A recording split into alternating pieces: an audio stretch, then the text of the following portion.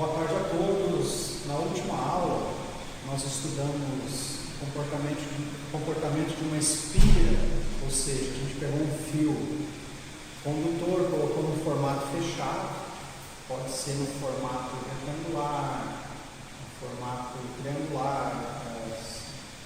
Então, o que é mesmo a espira? É um fio que você coloca no formato fechado. Então, nós vemos o comportamento de uma espira retangular transportando uma corrente. Então, nós colocamos onde havia um campo magnético e a gente viu que essa espira sofre um torque. Então, a nossa conclusão foi que a espira se comporta como se fosse um dipolo magnético, ou seja, como se tivesse um polo norte e um polo sul. Então, eu falei que ia comentar um pouco mais, faremos isso na aula de hoje. Então, vamos começar relembrando uma experiência feita em 1820, por um físico dinamarquês, aqui o nome dele é Hans Christian Ørsted. Então, esse nome dele aí, essa letra O com um tracinho, a gente não tem em português, é equivalente ao um O com trema alemão. E como a gente não tem símbolo nas nossas máquinas, nas antigas máquinas de escrever, e mesmo nos computadores atuais, tem que baixar um programinha para colocar esses símbolos. Então, o pessoal representava em português, em inglês, que em inglês não tem acento, representava essa letra aqui em dinamarquês ou em alemão com essas duas aqui, O e E. Isso é o som. A gente prepara a boca para dizer um O e diz um E. Então, o som está entre um O e um E, mas realmente acho que só quem nasceu na Dinamarca, na Alemanha, consegue pronunciar direitinho. Então, nos livros normalmente aparece escrito assim o nome, mas em dinamarquês, ao invés de ter esse O e esse E, seria aquela letra O com um tracinho lá. Quem quiser pode ver a pronúncia lá no site Forvo, na internet, para ver um dinamarquês pronunciando. Então, seria Ørsted.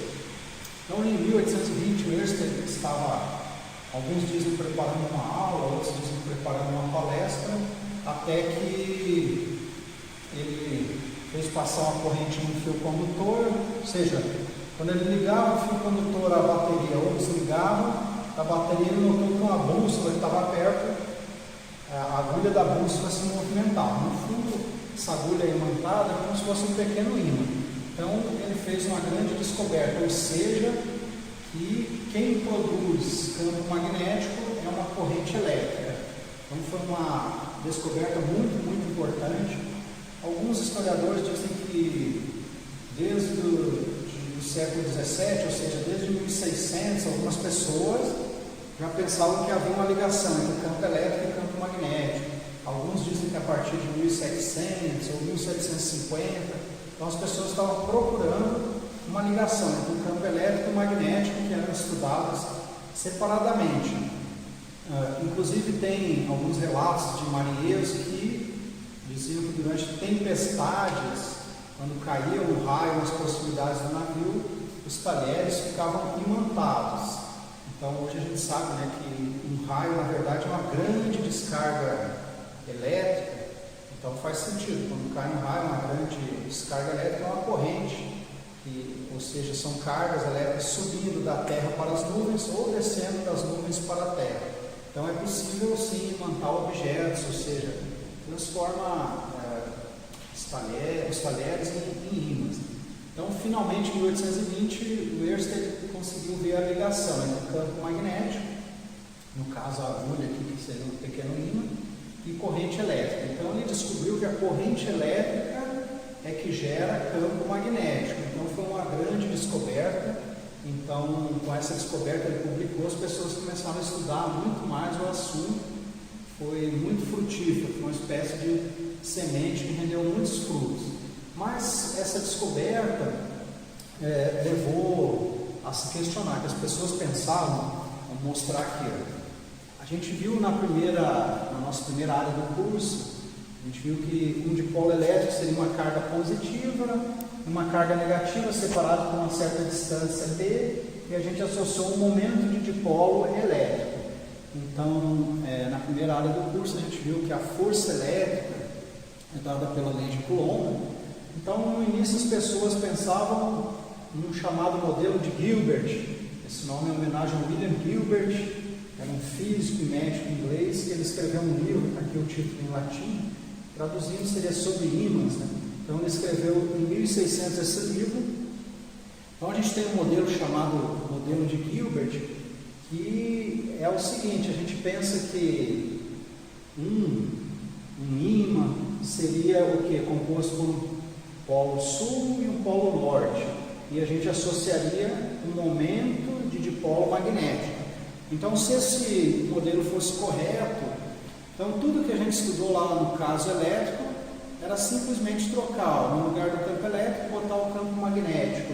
E onde tem essa carga elétrica, carga mais, carga menos, a gente botaria uma carga magnética, que foi chamada aqui de polo norte, e uma carga magnética que foi chamada de polo sul. Então, seria uma espécie de déjà vu, uma repetição. Tudo que a gente viu lá ia valer aqui. Existiria, inclusive, uma lei de Coulomb para o magnetismo. Só que isso não é verdade, não existem monopolos magnéticos. Então, já vou discutir uma experiência aqui com ímãs para a gente ver isso. O modelo correto, então, é o modelo de Ampère. Esse nome é em homenagem a André-Marie Ampère, é um físico, matemático e filósofo francês. E esse modelo, então, diz que quem realmente produz campo magnético não é um polo norte, não é um polo sul.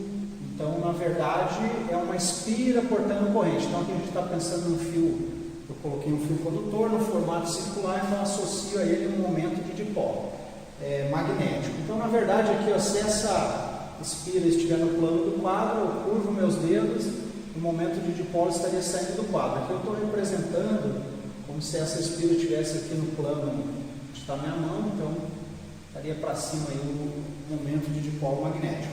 Então, não existem monopolos magnéticos. Na verdade, quem produz campo magnético são cargas em movimento, ou seja, corrente elétrica. Vamos ver aqui um experimento, né?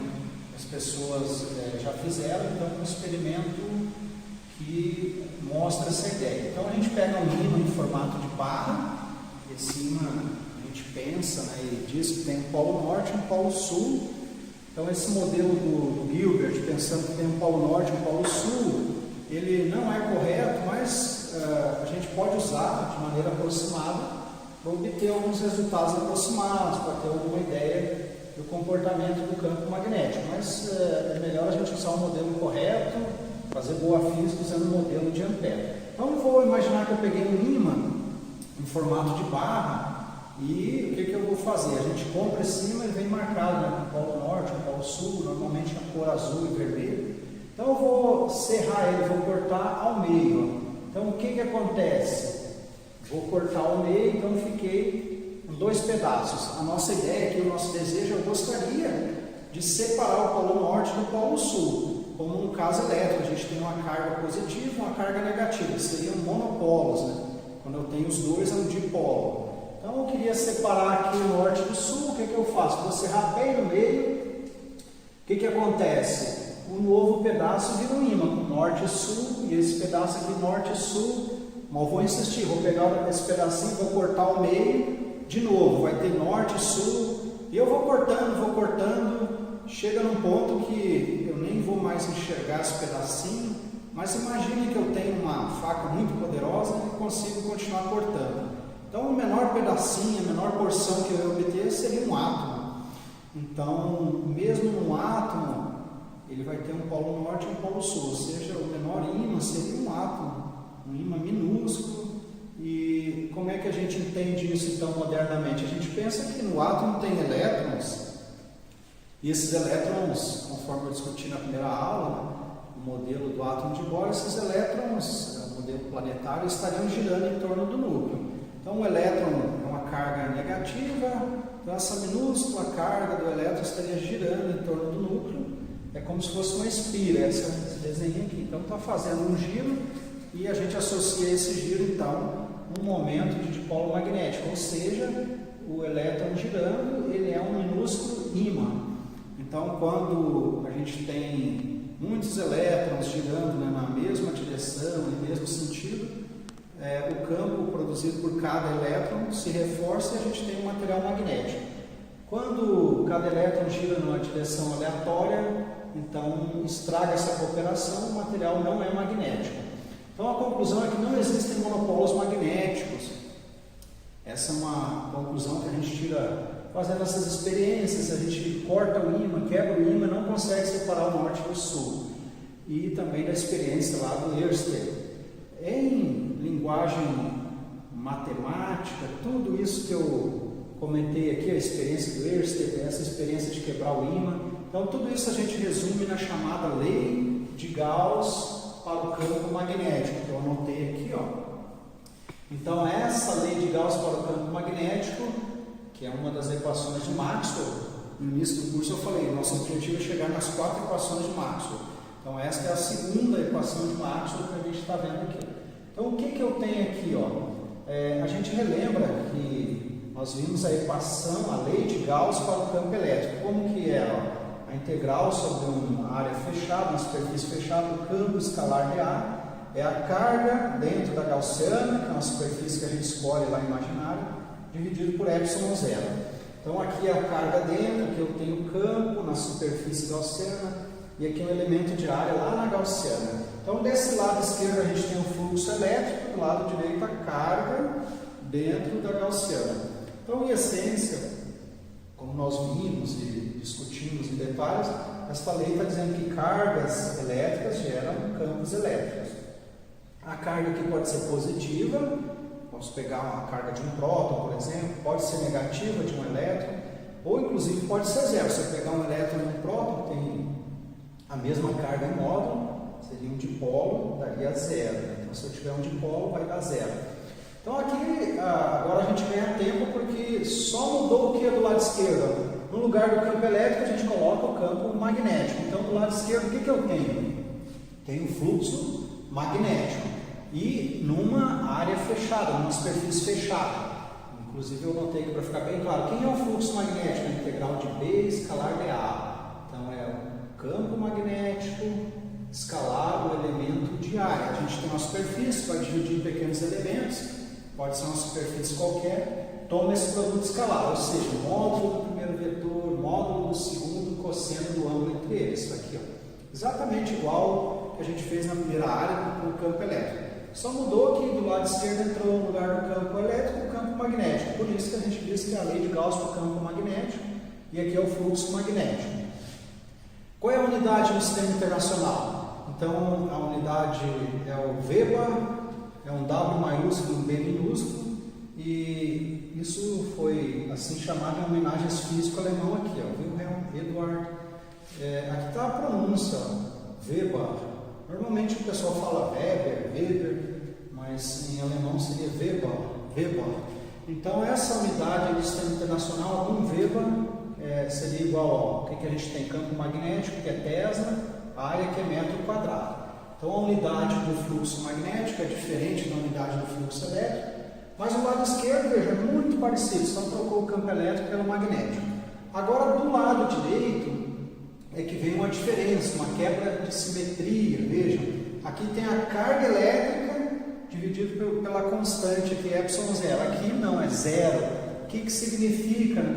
Como eu comentei, essa equação está dizendo para a gente que não existem monopolos magnéticos, ou seja, eu não posso botar aqui do lado direito, eu gostaria muito, vamos escrever aqui embaixo só para comparar e discutir, eu gostaria muito de escrever do lado direito uma carga magnética, vamos só anotar aqui. Então eu gostaria de escrever assim, carga, vamos botar um índice M, e colocaria aqui, tem que aparecer o I0, né, que é do campo magnético, uma constante. Então eu colocaria uma constante e uma carga magnética. Eu gostaria de fazer isso aqui, mas não é verdade. Então o que os físicos gostam de fazer? Eles gostam de simetria. Então os físicos ficam incomodados quando olham, tem uma carga elétrica, mas não tem uma carga magnética. Então a gente está dizendo, não tem dipolo magnético. Se eu tiver aqui a carga positiva mais Q com menos Q dá zero. Então aqui é como se sempre eu tivesse dipolo, ou seja, a estrutura magnética mais simples é um dipolo. A gente pode ter 4 cargas, um quadrupolo elétrico, pode ter também quadrupolo magnético. A gente só não tem monopolo, não tem separado uma carga magnética, ou um polo norte magnético, ou um polo sul. Então, até o momento em que a gente sabe é isso, não existem monopolos magnéticos. Agora, como é que eu uso essa equação aí? Eu já vou comentar. Tem pessoas pesquisando e incomodadas com essa quebra de simetria, tem gente que procura esses monopolos magnéticos, tenta medir, encontrar na natureza. Algumas pessoas até já disseram que encontraram, mas é necessário uma confirmação, uma aceitação pela comunidade científica internacional. Então, até o momento, a gente não tem uma confirmação, embora algumas pessoas já tenham dito, eu encontrei. Então, as buscas continuam. Tem gente buscando os monopolos, e aí você colocaria aqui uma carga magnética, uma constante, né? A gente chamou de epsilon zero, usaria um mi zero. Então, por causa dessa quebra de simetria, nessas duas equações aqui de Maxwell, algumas pessoas estão pesquisando esse tema. Então, vocês podem depois olhar na internet, que é um tema bem interessante, bem atual. Caso existam esses monopolos, a gente pode, então, repetir aquelas fórmulas lá do campo elétrico. Seria curioso e interessante. Até o momento, então, o que essa equação diz para nós? Com base na experiência do Ørsted, com base naquela experiência de quebrar, cortar o ímã, escrita aqui numa linguagem matemática, na forma de uma equação, está dizendo que não existem monopolos magnéticos. Então, aqui embaixo, quem é que gera o campo elétrico? Quem está do lado esquerdo. Quem gera a fonte? Cargas elétricas. Aqui quem é que gera o campo magnético? O óleo não é carga magnética. Então, uma outra maneira de ver essa equação é que são correntes elétricas que geram campo magnético. Então, agora eu vou discutir um pouco as linhas do campo elétrico e a gente continua aí. Então, vamos ver algumas linhas de força do campo magnético. A definição é exatamente a mesma lá do caso elétrico. A gente viu as linhas de força do campo elétrico.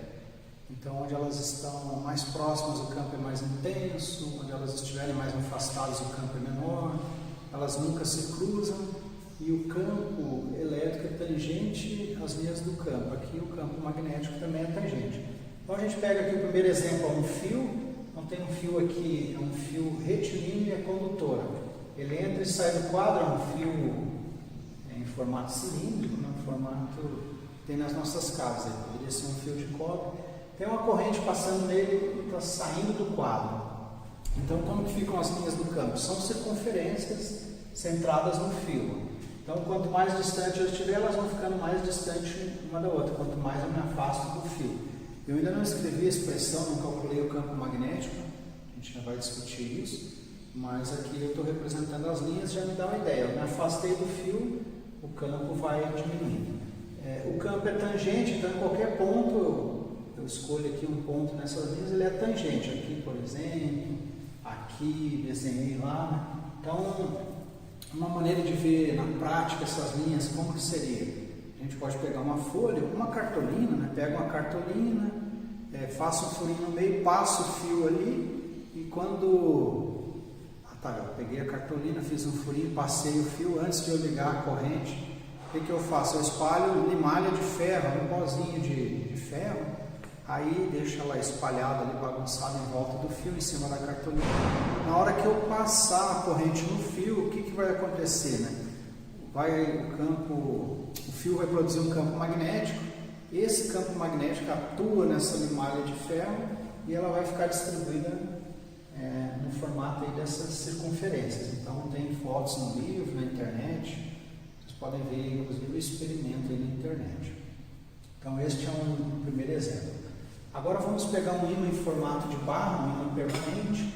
Quais são as linhas do campo? Então eu desenhei aqui, já um pouquinho mais complicado de desenhar. Notem, pessoal, então que no caso lá do fio retilíneo, as linhas do campo magnético, a diferença é que elas fecham, né? Elas são linhas fechadas.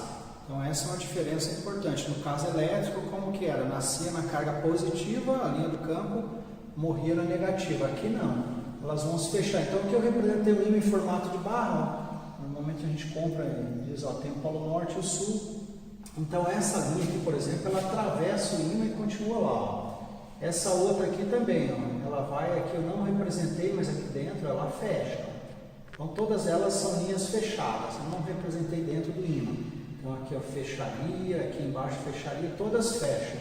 Então é uma diferença importante. Até para a gente notar essa diferença e relembrar o desenho aqui, ó, um dipolo elétrico. Ó. Então uma carga aqui, ó, mais que, uma carga aqui menos que. A gente já viu isso só relembrando. Então notem que é muito parecido. Olha as linhas do campo magnético para o ímã em formato de barra e olha as linhas do campo elétrico para um dipolo elétrico. O que a gente nota? Ó?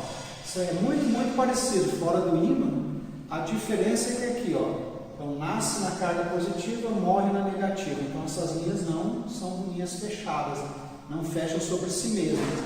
Lá no caso magnético, não, né? Todas as linhas ali de força do campo magnético, elas são linhas fechadas. Então essa comparação, esse desenho das linhas também, serve para mostrar para a gente o quê? Que um ímã em formato de barra seria um dipolo magnético. Comparando aqui, eu tenho um dipolo elétrico, tem esse tipo de linhas. Comparando essas linhas, eu imagino que o ímã seja, esse ímã em formato de barra, um dipolo magnético. Vamos ver mais um desenho aí de linhas para continuar. Então, um último exemplo aí das linhas de força do campo magnético. A gente tem aqui um ímã permanente em formato de C. Então, a gente compraria, ele vem desenhado lá também com cores, seria norte e sul. Então, como é que ficam as linhas de força do campo magnético? Então, o desenho aqui só é entre os polos do ímã são linhas retas aí. Quer dizer que o campo aqui ele é uniforme entre os polos. Então, eu não desenhei as linhas dentro do campo e nem me afastei aqui. Quando eu me afasto dos polos, muda. Então, eu desenhei só entre os polos, que é um campo uniforme. Aqui as linhas. Como é que fica o campo? O campo ele é tangente às linhas. Tangente a uma linha reta ficaria aqui. O campo, eu desenharia aqui junto das linhas apontando para baixo. Eu desenhei do lado.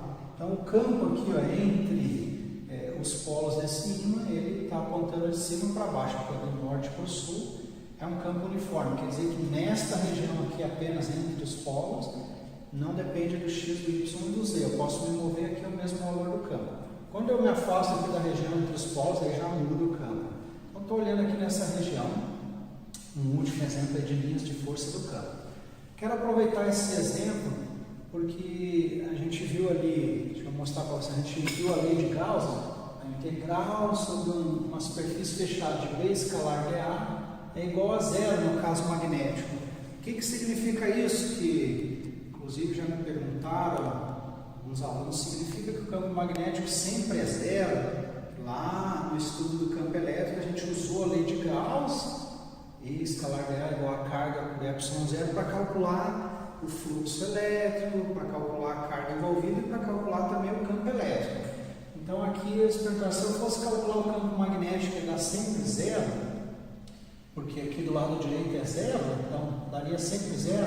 Vamos aproveitar esse exemplo aqui para verificar o que acontece.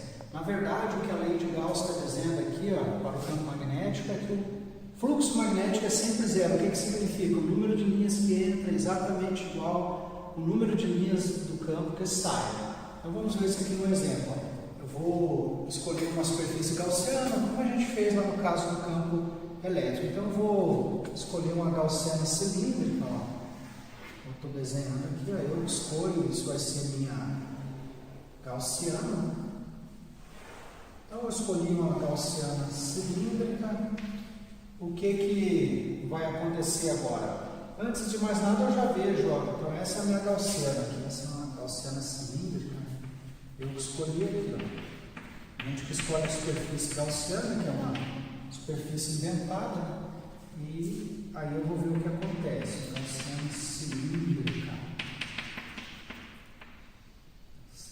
Então veja, sem calcular nada eu já vi o número de linhas que entra, exatamente o mesmo número de linhas que sai. Então eu já sei que o fluxo é zero. O fluxo é uma medida do quanto de campo que atravessa a superfície. Então a gente olha para as linhas e vê que o que entra é igual ao que sai. Será que eu conseguiria calcular o campo magnético a partir dessa lei de Gauss? Vamos ver. Que até agora eu falei de força magnética, de campo magnético, mas ainda não calculei o campo magnético. Estou imitando lá a nossa primeira área, a gente falou de força elétrica, depois que foi calcular o campo elétrico. Então agora eu gostaria de calcular o campo elétrico, será que eu consigo?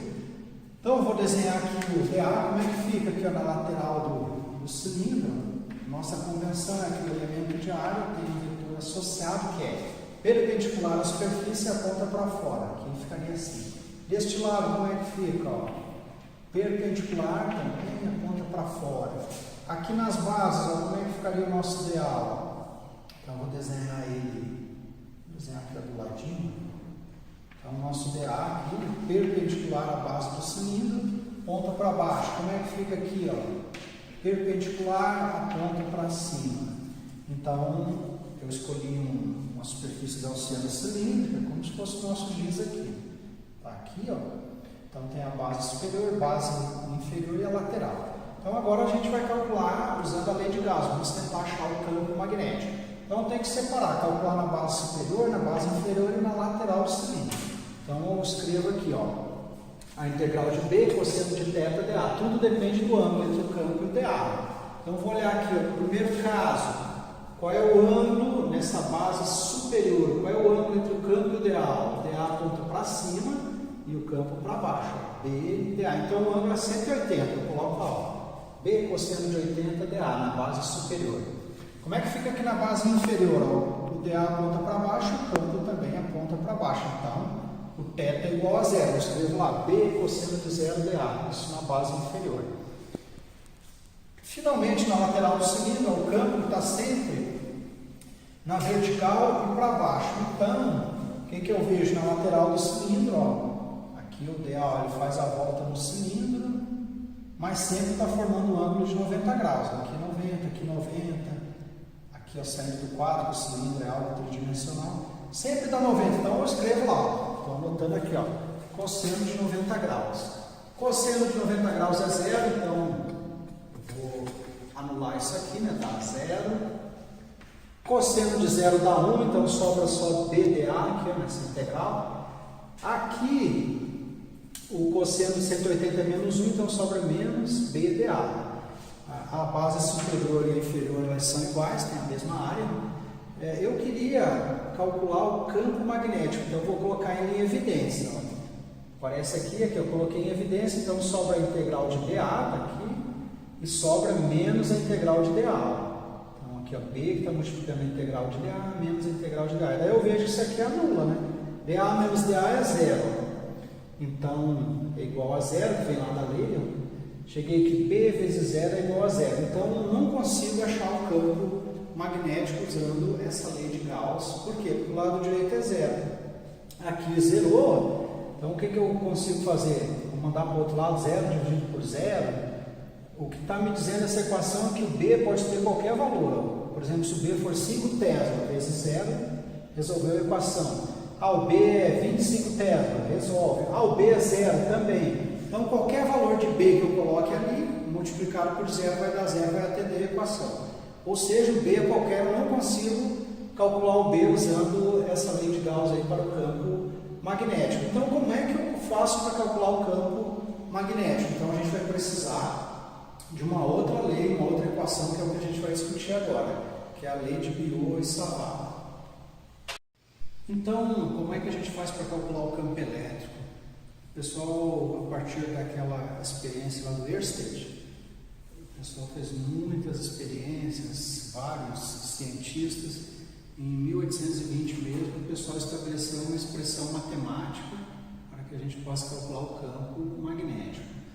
No caso do campo magnético, como ele é produzido por uma corrente num fio, a gente pensa que um fio pode ter um formato qualquer, não precisa ser retilíneo sempre, pode ter um formato circular, triangular, um formato qualquer. Então a ideia é que a gente vai dividir esse fio em elementos de comprimento dl e cada elemento desse produz um campo magnético. A experiência do Ørsted mostrou que a corrente passando no fio produz campo, ou num átomo, uma corrente, os elétrons se movendo em torno do núcleo. Então, após muitos experimentos, o pessoal chegou na seguinte expressão: o campo magnético, como eu disse, né, no caso geral, um fio qualquer não tem jeito, é uma integral. Então, o campo magnético é uma constante μ0, que é chamada permeabilidade do vácuo. A gente tinha a permissividade do vácuo, no caso elétrico, que é a permeabilidade. Então, se eu estiver no vácuo, então estou fazendo passar uma corrente no fio, estou no vácuo, estou no meu laboratório, aí, onde tem o ar, que é aproximadamente o valor do vácuo. Se eu estiver com meus fios no outro meio, eu tenho que usar a permeabilidade daquele meio. Né? Se eu estiver com os fios, por exemplo, lá dentro d'água, numa outra situação. Então, aqui no vácuo, μ0 vale 4π vezes 10 a menos 7 Tesla vezes metro por ampere. Então, aqui na frente é uma constante, μ0 por 4π. E aqui a gente tem uma integral, então não tem jeito, não tem como fugir da integral no caso do cálculo aqui do campo magnético. Lá no caso do campo elétrico, quando eu tinha cargas pontuais, não precisava da integral. Quando era uma distribuição contínua de cargas, eu precisava de uma integral. Que não tem jeito, tem que calcular a integral aí sempre. Então, como é que fica aqui a integral? Aqui dentro é a corrente passando no fio. Então, para produzir um campo magnético, eu preciso de carga em movimento, em geral, corrente no fio. Então, aqui é a corrente passando no fio. Aqui esse R é a distância entre o ponto onde eu vou calcular o campo magnético e o elemento, pedacinho do fio que está produzindo esse campo. Então, aqui esse dl é um elemento de comprimento do fio, vou dividir em elementos infinitesimais, ou seja, o comprimento tende a zero. E eu anotei aqui, então, tudo isso. O que é esse R? É um vetor unitário que aponta do elemento para o ponto onde eu vou calcular o campo. Eu já vou fazer um exemplo, acho que vai ficar mais claro. Então, o que é R? Um vetor unitário, quer dizer que o módulo dele é 1, ele dá uma direção no espaço. Aponta do elemento dl para o ponto onde eu quero calcular o campo. Esse dl, eu estou dividindo o fio em pequenos elementos e associa cada dl desse um vetor. O comprimento não é um vetor, mas a gente associa um vetor que ele é tangente ao fio e no sentido da corrente. Se é a corrente no fio, como eu já comentei, aqui R é a distância entre o elemento que produz o campo e o ponto do espaço onde eu estou calculando o campo. Então, a gente pode pegar o módulo, é o módulo do dl, módulo do R que vale 1, então some seno do ângulo entre eles. Tá? Aqui, então, eu vou até marcar aqui embaixo quem é este ângulo aí. Vou desenhar bonitinho. Então, eu tenho aqui ó, o ângulo θ, vai ser entre quem? Entre o dl e entre o meu vetor unitário R. Então, só para deixar tudo bem claro aqui. Esse é o meu dl. Ok. Então, aqui eu peguei o módulo, né? Normalmente a gente trabalha com o módulo, e daí no final, como é que a gente vê a direção e o sentido do campo? Vale uma regra da mão direita. Né? Então, o meu dedo indicador vai ficar na direção lá do dl, né? E o meu polegar vai dar a direção e o sentido do campo. Então, vale também uma regra da mão direita aí. Ó. Primeiro dedo na direção do dl, o outro dedo na direção do unitário R e o polegar da direção, então o polegar da direção do campo magnético. Alguns livros, ao invés de escrever a integral diretamente, eles apresentam a lei de Biot-Savart, que são dois pesquisadores, dois físicos franceses, eles apresentam desse jeito aqui, ó, como um elemento de campo magnético. Então é uma maneira de apresentar a lei. É claro que isso é só um elemento, se eu quiser o campo total, eu tenho que fazer o quê? Somar todos esses elementos, que é fazer a integral. Né? Então, integrar esse lado direito eu já apresentei na forma integral. Então, ali em cima aparece o nome dos dois pesquisadores, o Biot e o Savart, né, que pesquisavam campo magnético, chegaram nessa expressão aí. Então, a gente pode usar esta fórmula aqui para o módulo, depois usar uma regra para a mão direita. Então, a gente já sabe, quando tem produto vetorial, vale uma regra da mão direita. Então, eu uso esse dedo aqui para o primeiro vetor, o dl, este dedo para o segundo vetor e o polegar me dá a direção e o sentido do campo. Vamos ver um exemplo que acho que vai ficar tudo mais claro aqui. Escolhi um exemplo para a gente ver o que acontece. Então, antes de resolver o exemplo, interessante notar que o campo magnético, vejam aqui, ó, né? O campo magnético depende da distância, né, entre o elemento e o ponto. Quanto maior o R, menor vai ser o campo. Se eu me afastar do fio, o campo vai diminuindo, então cai para o inverso do quadrado. Então eu escolhi um fio mesma corrente, não vou mudar, deixo a corrente fixa, escolhi um certo ângulo entre o fio e o ponto, então eu vejo que depende aqui, né, da distância. Quanto maior a distância, menor o campo. Menor a distância, vai aumentando o campo, parecido com o caso elétrico. E aqui depende, né, se eu deixar a distância fixa, o θ fixo, depende da corrente. Aumentei a corrente no fio, aumenta o campo, é diretamente proporcional. Diminuir a corrente no fio, diminui o campo. De maneira que se a corrente for zero, eu não tenho campo magnético, tem que ter cargas em movimento. Então, isso está na fórmula e isso aí resume os resultados experimentais. Então, vamos ver um exemplo aqui. A gente tem, deixa eu mostrar para vocês aqui, a gente tem um fio retilíneo aqui, ó, está ao longo do eixo Y. Então, começa aqui em menos L, vai até L.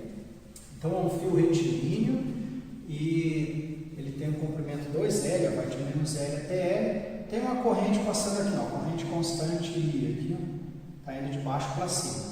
Então ele pede, calcule o campo magnético produzido pelo fio retilíneo no ponto P. Então está aqui um ponto P do espaço, um ponto vazio, a uma certa distância aqui, ó, X. Então a distância entre este ponto e o fio, aqui a metade do fio, é fixa, é uma constante. X é constante. Então como é que eu vou resolver esse problema? A gente divide o fio em pequenos elementos de comprimento dl. Então aqui eu mostrei um elemento, ó. Mas eu estou dividindo, tem vários elementos. Aqui, por exemplo, tem um elemento, aqui tem outro, até chegar. Então vai de menos L a L. Eu divido, esses elementos são infinitesimais, como a gente já sabe, o comprimento tende a zero. Então eu associo a cada elemento desses um vetorzinho aqui, ó, dl. Ele está, então, tangente ao fio, como o fio é uma reta apontando para cima. Por que aponta para cima? É no sentido da corrente. Se a corrente estivesse para baixo, eu só inverto aqui esse dl. O que mais que eu vou marcar? Eu vou marcar a distância entre o elemento e o ponto. Então a distância esse R aqui, ó. E aqui aparece o unitário R. O unitário R ele aponta, então ele aponta do elemento para o ponto onde eu vou calcular o campo. Então o sentido dele aqui, ó, do elemento para o ponto P. E ele fica ao longo aqui dessa distância entre o ponto e o elemento. Então aqui eu marquei a distância R, daí esse vetorzinho me dá essa direção aí, o unitário fica nessa mesma direção aqui, ó, ao longo dessa distância R. Então eu preciso o que lá na fórmula? Eu preciso saber qual é o ângulo entre o vetor unitário R e o dl. Então aqui na figura o dl está para cima, o unitário está aqui, então o ângulo entre eles estaria aqui, ó, no ângulo θ. Eu preciso achar esse θ aí. Então, o que eu vejo mais aí na figura? Eu vejo que aqui eu tenho uma certa altura y, aqui tem um x, então eu posso formar um triângulo aqui, ó, para me ajudar a resolver o problema. Então, olhando para esse triângulo usando Pitágoras, eu vejo que a distância do ponto até o elemento vai ser r, que é o que, ó? Raiz dos catetos ao quadrado. Então, é a raiz de x ao quadrado, que é um cateto aqui, mais y ao quadrado. Então, achei a distância aí, ó. Esse x vai ser dado no enunciado do problema. Qual é a distância do ponto onde eu quero o campo até o fio. Então, x é uma constante, é dado no enunciado. O y é uma variável. Por quê? Y é essa alturinha aqui do elemento, ó. Então, varia. Se eu peguei o elemento aqui, ó, tem um certo y. Lá já é um y maior. Então, aqui o y vale 0, vai aumentando até chegar em L e aqui até chegar em menos L. Então a variável do problema, esse y é a variável aí. Então x constante, y variável. Olhando para esse triângulo, a princípio eu não consigo achar o θ. Está lá fora esse ângulo. Então eu lembro que aqui, ó, que ângulo vai ser esse? Se lá é θ, ó, se eu fizer aqui a volta completa, vai dar o quê? Π menos θ. Então, a metade aqui de uma volta completa é π. Eu saindo daqui até lá é π. Então, só aqui dentro vai ser o quê? Π menos θ. E aí a gente usa uma propriedade, que a gente sabe lá desde o ensino médio, que o seno de π menos θ é igual ao seno de θ. Então, ao invés de trabalhar com o ângulo θ lá fora que eu não sei, trabalho aqui dentro do triângulo, ó, π menos θ. Isso me permite, então, dizer que quem é o seno de θ? Ó, seno de θ é igual ao seno de π menos θ. Quem é o seno de π menos θ? É aqui dentro agora. é o oposto, que é o x, pela hipotenusa, que é a raiz de x² mais y². Então, eu tenho tudo o que eu preciso para colocar lá na fórmula integral. Vamos observar uma coisa, para onde que aponta o campo produzido por este elemento aqui, ó? Então, usa a regra da mão direita, ó, DL, aí o outro dedo apontando na direção do R, então DL para cima, o R aqui em diagonal para baixo. O meu polegar está onde? Está entrando no quadro. Então, o campo magnético gerado aqui está entrando no quadro. Então, agora eu vou lá colocar tudo isso na integral para a gente chegar finalmente ao cálculo do campo. Então, na integral, o que eu tenho que colocar? μ0, a corrente é constante, ficou ali fora, 4π. Então, os limites de integração, eu vou de menos L a L, e aqui eu tenho que colocar o seno de θ, dl e a distância ao quadrado. Então, notando que nesse meu problema, como eu estou ao longo do y, somente eu vou chamar esse dl de dy. Então, como é que fica aqui? Ó? No lugar do dl eu coloquei dy, no lugar do r² eu pego de lá, ó, r é a raiz de x² mais y², então r² de x² mais y². Quem é o seno de θ? Eu marquei ali x sobre a raiz de x² mais y². Então, aqui eu estou integrando em y, o x é constante, mas vou deixar ele aqui, ó. Então, x dy, ali fora não altera nada, μ0 e 4π. Só vou manipular aqui, ó, raiz vezes isso, o que vai dar? A gente lembra, ó, x raiz de x, o x está multiplicando essa raiz, a raiz pode ser escrita como x não meio. Então, mantém a base, que é x somos expoente, 1 meio mais 1, 3 meios. Então, olha aqui, um valor vezes a raiz desse valor, aqui uma expressão vezes a raiz da expressão, então, a expressão é 3 meios.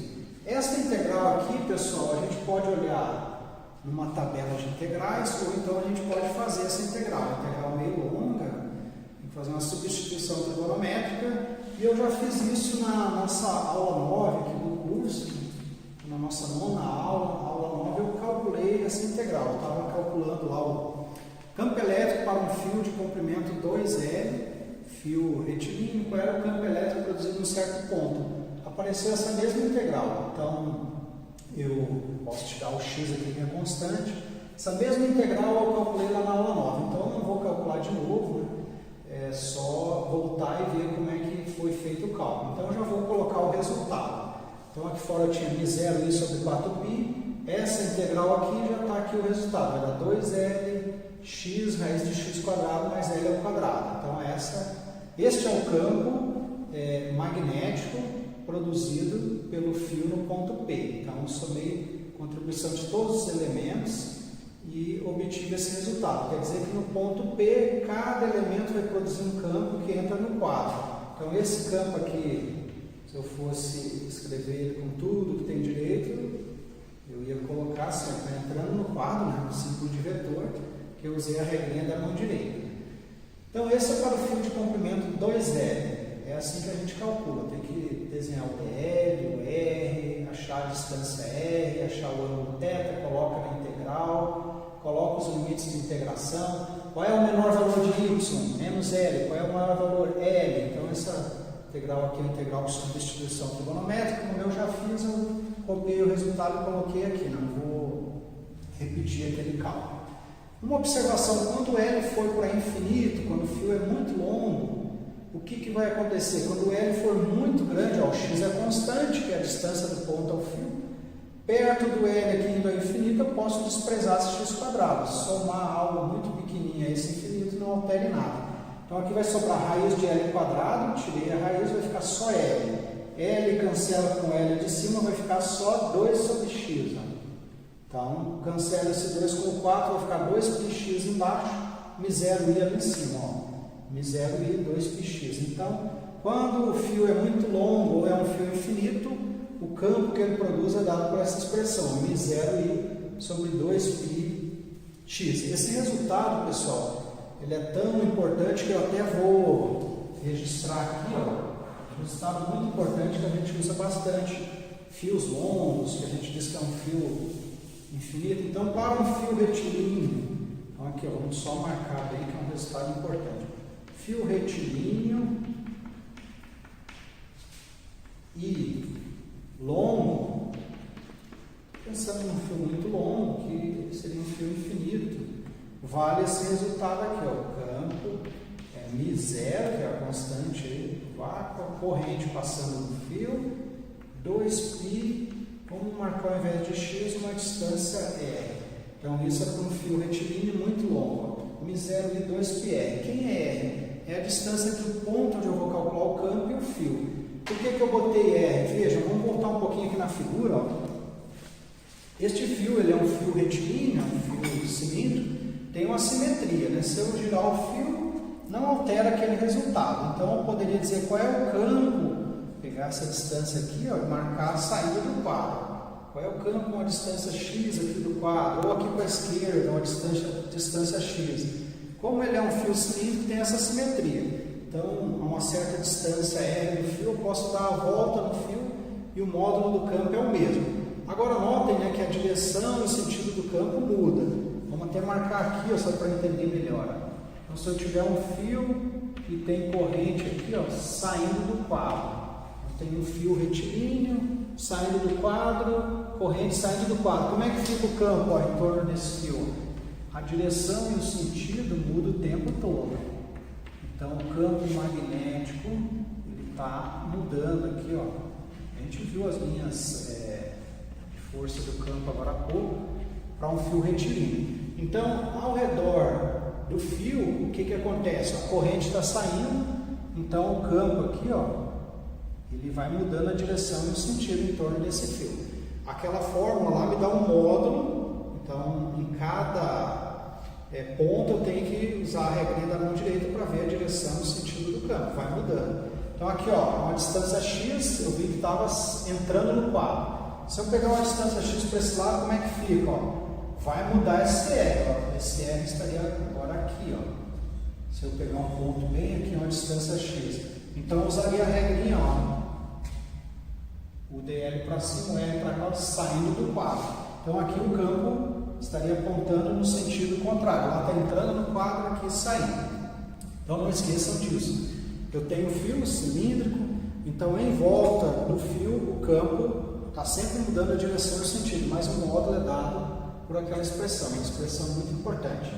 Quer dizer que quando eu passo uma corrente num fio retilíneo, ele produz um campo magnético em torno de si, é como se fosse um ímã, né? Um eletroímã, passa a corrente no fio e produz campo magnético. A gente viu também com espira, se eu pegar uma espira circular, também vai produzir um campo, uma espira retangular. Então eu escolhi um exemplo do uso da lei de Biot-Savart. Então, como é que a gente calcula o campo magnético dessa maneira? Então ele depende, só para fechar aqui a lei diz assim, o campo depende da distância. Quanto maior a distância, menor o campo, é inversamente proporcional à distância. Depende da corrente, né? Se eu deixo fixo o ângulo θ, a distância R, a corrente, quanto maior a corrente, maior o campo. Se a corrente for zero, não vou ter campo aí, né? Então, é interessante. Agora, o sentido né, do campo, a direção e o sentido, eu uso uma regra da mão direita. Então, é diferente. Lá no caso do campo elétrico, como que era lá? O campo elétrico é a força elétrica pela carga teste.